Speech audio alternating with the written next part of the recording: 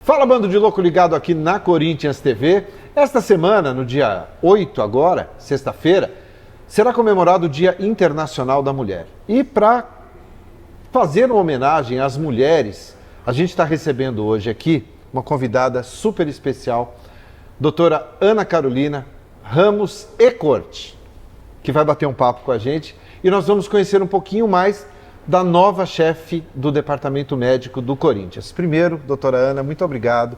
Sei que a agenda é corrida, é estreita, é fechadíssima, mas obrigado por bater esse papo com a gente e principalmente para o torcedor te conhecer um pouquinho melhor. É um prazer todo meu.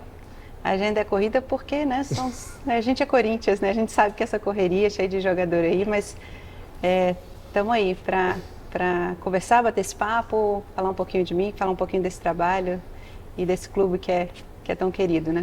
Ótimo. Então, só para que vocês conheçam um pouquinho, vou dar um breve currículo da doutora Ana, e ele é extenso, mas vou tentar resumir aqui. Médica do esporte, graduada pela Universidade de Brasília e com residência médica na USP, doutorado e pós-doutorado na USP, com área de atuação em medicina do esporte. Trabalhou como médica e também como gerente de saúde do atleta do Comitê Olímpico Brasileiro, né, o COB, entre 2013 e 2023. Pós-graduada em gestão para médicos na Fundação Getúlio Vargas. Pós-graduada também em termologia médica pela USP. Coordenadora de pós-graduação em ciência do esporte. Tem 2 Jogos Olímpicos na carreira.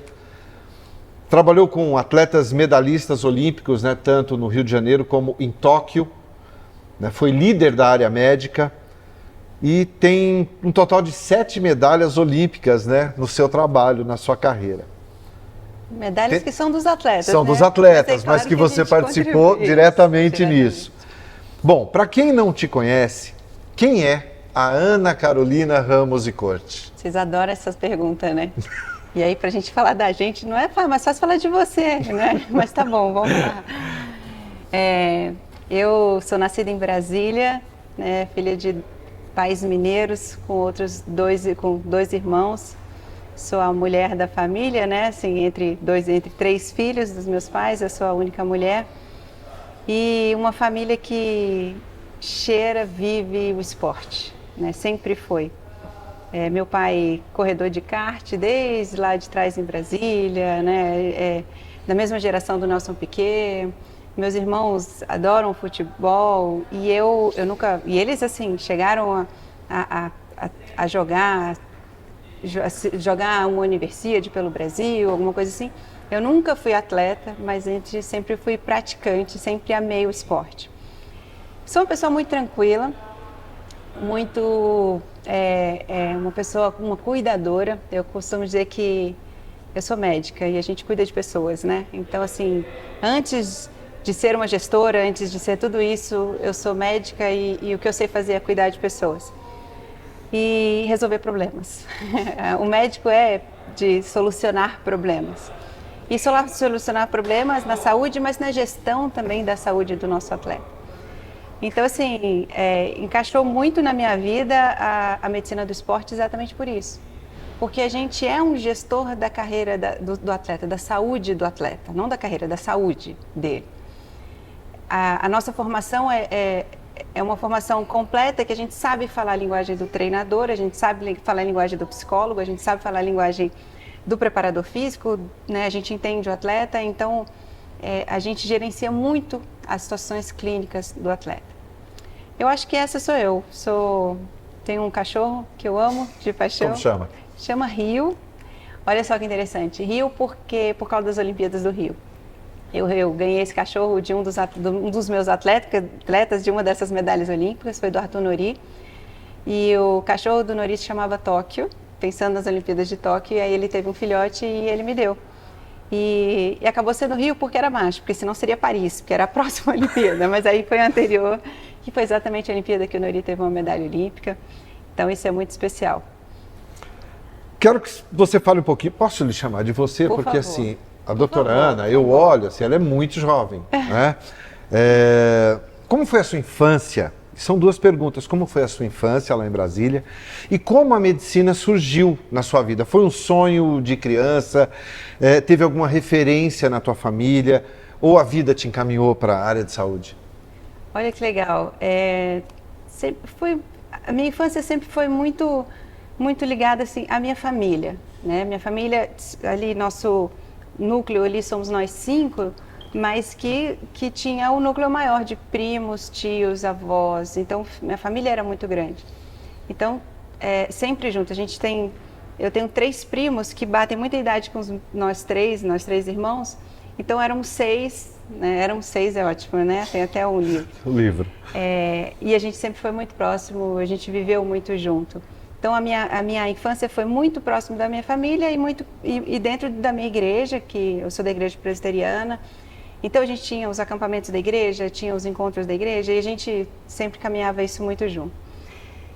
A medicina surgiu, foi muito interessante, porque a opinião da minha mãe é que ela sempre soube que seria médica. Eu só, de fato, decidi pela medicina quando eu estava no meu 3º ano do 2º grau, e eu olhava, o que eu vou fazer? Que vestibular que eu vou fazer? E aí, assim, não, direito não, isso aí não bate, não tem nada a ver comigo. Jornalismo, publicidade, não. E eu ia tirando, sobrava a área de saúde. E dentro da área de saúde, de verdade, assim, eu acho que eu poderia escolher qualquer coisa que eu gostaria de fazer. Assim, eu poderia ser fisioterapeuta, poderia ser nutricionista, que eu acho que isso me faria feliz. Mas eu acho que, dentre todas as opções, eu olhava a medicina, falava comigo e eu entendia que era isso que eu queria mesmo. É aquilo. Eu entendi que eu queria ser médica no 3º ano do 2º grau. Mas pela minha mãe, ela ela fala para mim, eu sempre tive a certeza que você seria médica. Você foi médica e gerente de saúde, né, do Comitê Olímpico Brasileiro, do COB, entre 2013 e 2023. Como a gente falou aqui, são 2 Olimpíadas. Como é que foi essa experiência, viver isso e o que isso te trouxe profissionalmente? Nossa, isso foi incrível, assim. O esporte olímpico, ele é encantador, né? A gente tem muito o que fazer, principalmente pelos esportes individuais. Coletivo também, não tenho dúvida, hoje a gente faz pelo Corinthians isso. Mas o esporte individual, o atleta, quando ele compete, que é ele ou ele, não tem outra... Ele tem que estar sempre bem, ele usa de uma maneira muito positiva essa equipe multidisciplinar. Entende a importância que a gente tem para a carreira dele, né? Para o sucesso profissional dele. E gerir uma equipe tão complexa, com modalidades diferentes, na área de saúde, com modalidades diferentes, com médicos em cada uma, foi um baita de um desafio. E ainda ser a líder da área médica numas Olimpíadas, onde a gente tinha Covid, que foi a Olimpíada de Tóquio, eu me lembro, no final, foi uma coisa muito interessante. A nossa delegação tinha aproximadamente 750 pessoas. Nós fazíamos testes todos os dias no Japão. Foi uma média de mais ou menos 30 dias, foram mais de 21 mil exames e a gente não teve nenhum caso positivo.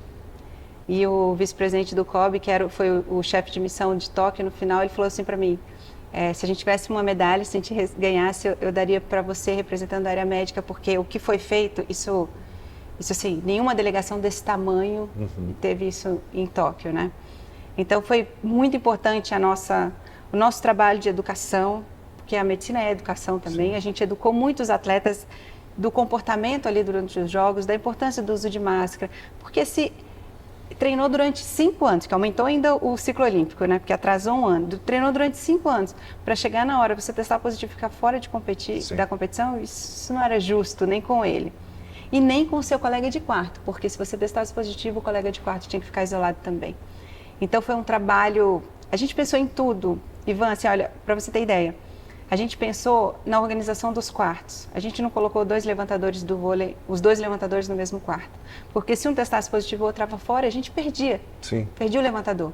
Então a gente buscou todas as alternativas que tinha, assim, tem uma sala de convivência de jogadores, você tem o videogame, mas aí ele vai jogar e aí ele pode passar para o outro, não, tem que fazer uma higienização do controle, do taco de sinuca.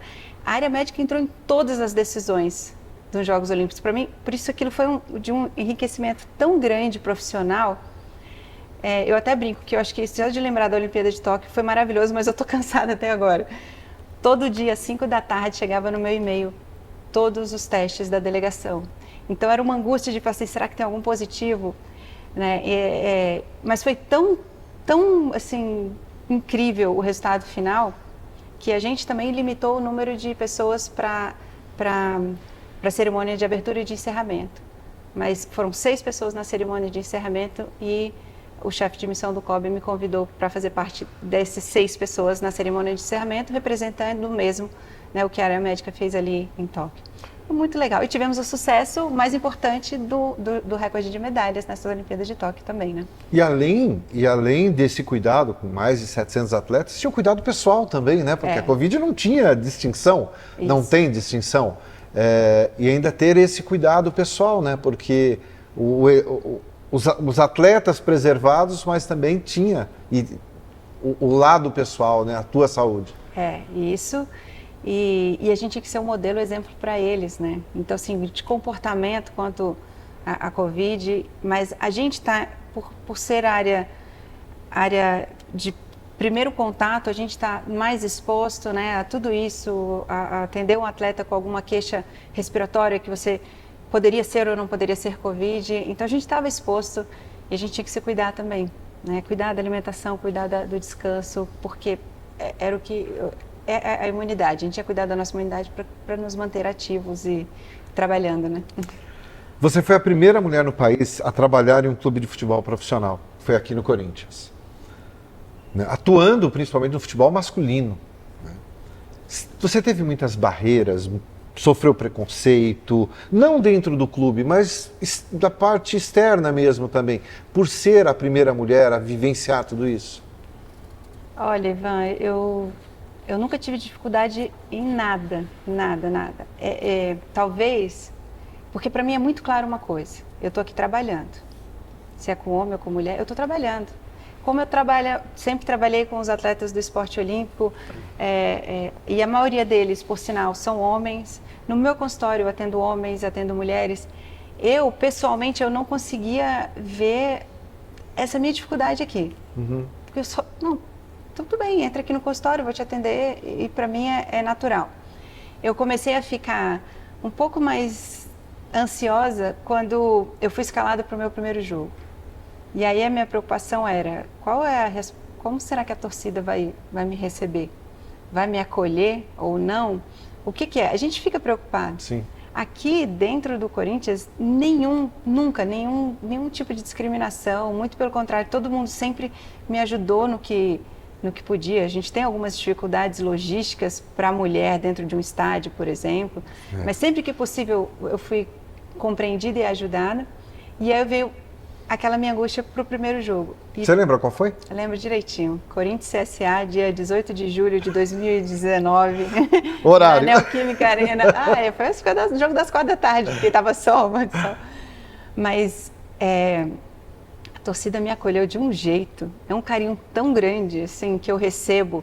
As redes sociais, assim, é o jeito que a gente tem de ser social, né? A rede social com a torcida, e é um carinho que nunca imaginei receber.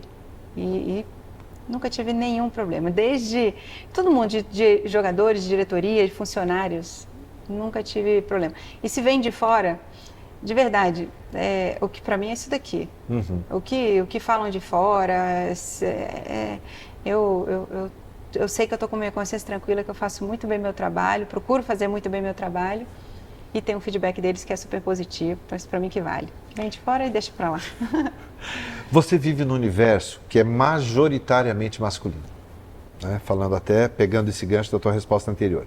O futebol, de uma maneira geral, e aí a gente não está falando de Corinthians, a gente está falando de estádio, de viagem, eles oferecem a estrutura para a mulher, para que você se sinta confortável, para que você se sinta segura em termos de um vestiário, um local adequado para trocar de roupa, para se alimentar. E eu estou até te perguntando isso, que a gente vivenciou isso há 15, 20 dias atrás em Ribeirão Preto. Exatamente. Né? Como é que é isso? Ainda é muito atrasado? É, né? É muito atrasado. A gente tem... vou dar um exemplo nosso aqui dentro do Corinthians. Agora a gente está acabando de ter um vestiário feminino. Está terminando de organizar o vestiário feminino nosso aqui. Estou já no clube há 6 anos, né? Então agora que a gente tem isso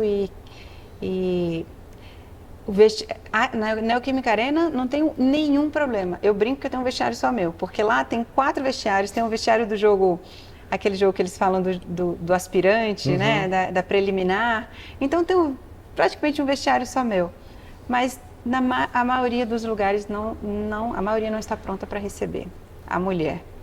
E o que é muito interessante, a gente foi ano passado para um jogo no Estádio Centenário, no Uruguai, e o que eles vieram, gente, estádio reformado, tá lindo, a gente recebeu a informação de que estava tudo reformado, lindo. O pessoal do estádio veio mostrar pra gente, porque todo jogo da Conmebol a gente tem uma reunião no dia mais cedo, então não era no momento do jogo, era no mesmo dia, mas às 11 da manhã. A gente foi conhecer o estádio, e eu falei assim, e cadê o banheiro feminino? E cadê o espaço para eu trocar de roupa? Mesmo o estádio recém-reformado, reformou ano passado, ele não foi pronto para receber a mulher ali. Alguns locais têm, poucos. A gente tem algumas dificuldades. Em Ribeirão Preto a gente tem dificuldade, em Santos a gente tem muita dificuldade com o vestiário. A mulher, e eu falo por mim, mas tem a Jo, assessora, tem a Cris, a nutricionista, tem a Camila, a fisioterapeuta, que a gente não tem. Às vezes eu uso o banheiro do ônibus que a gente vai, porque não tem lugar para eu ir ao banheiro. Ou eu espero o time todo sair de dentro do vestiário, entrar em campo, e aí porque eu tenho que estar em campo junto, mas eu tenho que correr e ir ao banheiro para voltar. Então é isso que ainda falta, né? A gente ainda precisa desse movimento das instituições, pensando realmente de que agora a gente vai ter, graças a Deus a gente tem e vai ter mais ainda, cada vez mais mulheres nesse meio majoritariamente masculino que precisam ser acolhidas. O que é que você gosta de fazer fora do futebol? Doutora Ana Carolina está em casa, ela gosta de outro esporte, curte assistir, pratica algum outro tipo de... Amo tudo, gosto de fazer tudo. Gosto do vôlei de praia, estou fazendo aula de tênis agora que está me encantando. Gosto de jogar futebol, gosto de estar com os amigos, gosto de um happy hour, adoro, mais do que talvez um jantar, eu gosto do happy hour, do momento de final de tarde, de sair com os amigos, de conversar. Em casa adoro uma série, a Fórmula 1 é encantadora, para mim é paixão. Assistindo agora, saiu a nova temporada do Drive to Survive, da Fórmula 1. Então, estou assistindo, economizando, sabe? Aquela que você assiste só um pouquinho para não acabar logo tudo. Eu sou assim. Esporte, assisto tudo na TV de esporte, assisto. Pratica? Gosto. Então, só aula de tênis agora? Tênis, gosto de parque, vou correr pelo menos 2, 3 vezes por semana, gosto de uma corrida. Preciso fazer mais a musculação, porque é super importante, tenho que colocar isso mais na minha vida, mas gosto de tudo. Me responde uma coisa, doutora. Hoje, com toda a tecnologia, modernidade de equipamentos, de exames detalhados, minuciosos, é possível um atleta dar aquele velho migué sem passar? Isso é muito interessante, porque a dor é uma percepção sensorial. Ela vai além de uma imagem. Muitas vezes você tem a dor, mesmo após a cicatrização ter sido concluída, por exemplo. Ou você tem a dor, porque a dor vai muito além de uma questão física, tem uma questão emocional, tem muita coisa por trás. Então, por mais que tenha a tecnologia toda para isso, eu estudei termografia, como você falou, minha especialidade. A termografia é um método que ajuda muito na identificação de uma alteração, de um desequilíbrio corporal representado pela forma de calor inicialmente, que pode levar a uma lesão. A gente tem ultrassom hoje, a gente tem aqui um médico fazendo ultrassom portátil, que tem muita facilidade.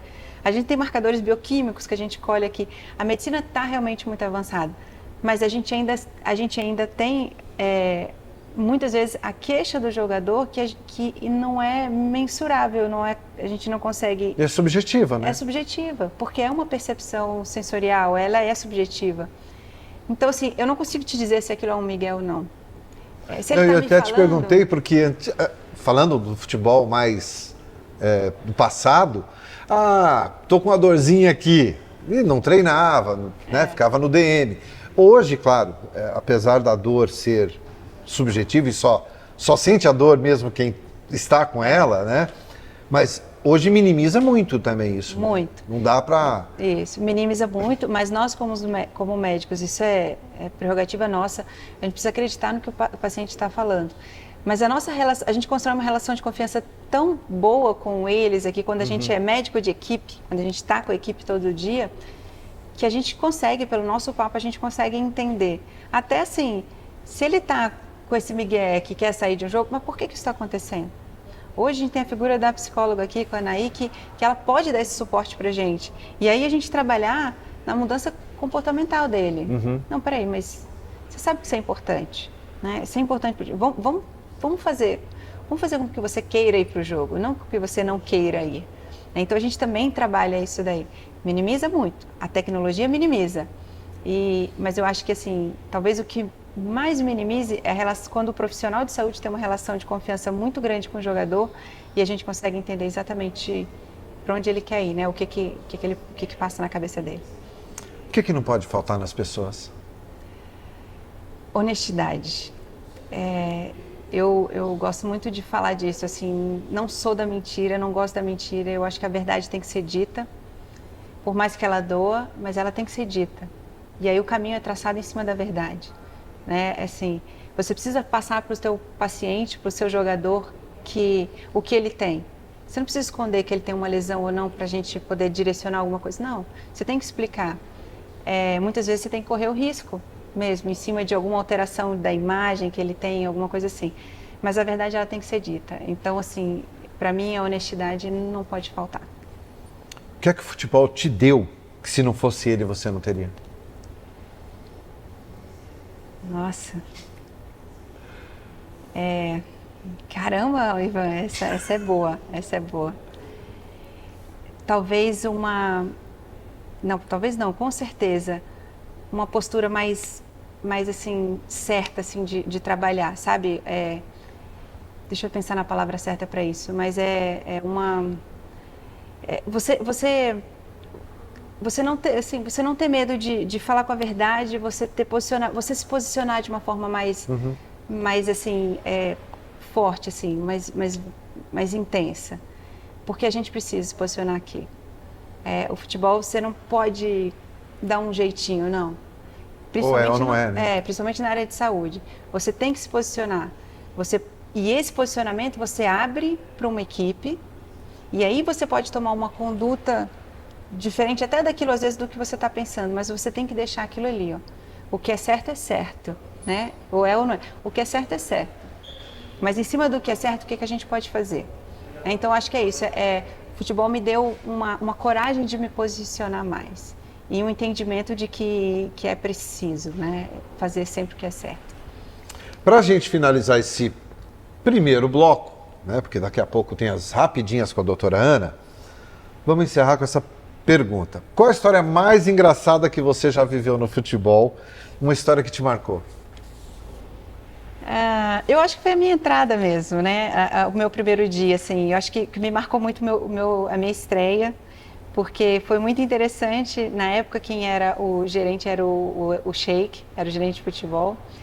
E aí estava todo mundo vivendo um pouco essa expectativa junto comigo de ser a primeira médica ali. E aí eu trocava com algumas pessoas, falou assim, eu preciso entrar nesse jogo. Imagina se não entra, tem que entrar nesse primeiro dia de todo jeito. Alguém tem que sentir alguma coisa. Tem que sentir, pelo amor de Deus. Aí muita gente falava assim, qualquer coisa o goleiro cai para você entrar, alguma coisa assim. Mas aí o Sheik falou assim, se sou eu caio no primeiro minuto, porque eu sei que essa imagem vai ficar para sempre. Né? Assim, e foi muito louco que com 5 minutos de jogo, eu já tinha entrado 3 vezes no campo. Eu nem precisei ficar angustiada com aquilo, mas assim, o Cleison eu entrei com 1 minuto e pouco, depois o Sornosa, aí depois eu não me lembro quem, mas foram 3 pessoas que com 5 minutos eu já tinha entrado 3 vezes. Eu falei, gente, depois que eu fui me tocar, eu falei assim, já aconteceu, entendeu? Assim, a ansiedade acabou. Mas acho que esse primeiro jogo foi muito marcante para mim. Então vamos agora para a segunda parte, que é muito rapidinho, vocês já sabem. São 10 perguntas, aliás, 10 palavras. Eita. Eu te falo uma palavra e você me responde com uma palavra. Uma música. Essa é a melhor parte, eu adoro.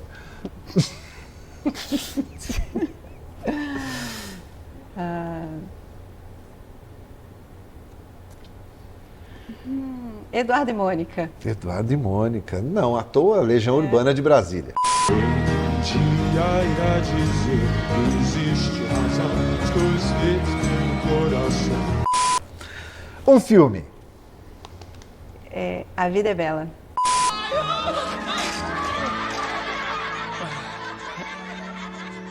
Família é? Tudo. Um lugar no mundo. Brasília. Um hobby. Esportes.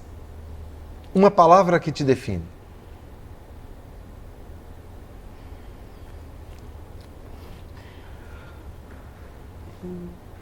Duas horas depois. Cuidadora. Um sonho. Reconhecimento. Ser reconhecida pelo meu trabalho, pelas pessoas com quem eu trabalho. Por isso que eu falei reconhecimento, era uma palavra. Era uma palavra. Medicina. Uma arte. Corinthians. Paixão. Ana Carolina Corte por Ana Carolina Corte, em uma palavra. Filha. Eu acho que eu diria que assim, não tem. Hoje eu vim pensando em algumas coisas e eu acho que eu não tem como. Acho que não tem uma filha melhor para os meus pais, sabe, do que eu. Eu vou fico até emocionada, né? Por Pode que se isso? emocionar, não tem problema. Deveria. Porque essa semana meu pai passou por alguns problemas de saúde, esteve na UTI, eu aqui, distante. Mas eu estava pensando assim, o médico que atendeu lá era um corintiano, né? E aí meu irmão falou assim, imagina qual que foi o assunto. Acho que para o meu pai e para minha mãe, não teria, apesar de eu estar longe de casa, não teria filha melhor para eles de orgulho, assim, do que eu faço, de mesmo à distância, o cuidado que eu tenho por eles. Eu queria ir para lá e ela falou assim, não, fica tranquila, você já está ajudando, falando com o médico e eu fazendo tudo que eu podia. Então, talvez hoje o que eu faço é melhor, mais do que ser médica, mais do que ser profissional, é ser filha. E tá bom, você vai fazer chorar aqui, né? Obrigado, doutora. Que prazer, que honra. Muito legal esse papo com a doutora Ana. Queridíssima, muitíssimo obrigado. Adorei o papo. Espero que vocês de casa também tenham gostado, tenham curtido. A gente aprende a cada dia aqui no clube, a gente convive com pessoas incríveis. E como eu falei logo na abertura, sexta-feira agora, dia 8, Dia Internacional da Mulher, e nada como ter uma mulher brilhante, guerreira, competente, uma profissional que a gente convive diariamente aqui, que todos no clube gostam muito, que é a doutora Ana Carolina Ramos e Corte, chefe do Departamento Médico do Timão. Muito obrigado pela companhia, espero que vocês tenham gostado e, claro, deixe o like que a doutora Ana merece demais. Valeu, até mais, tchau! Obrigada, gente. E vai, Corinthians!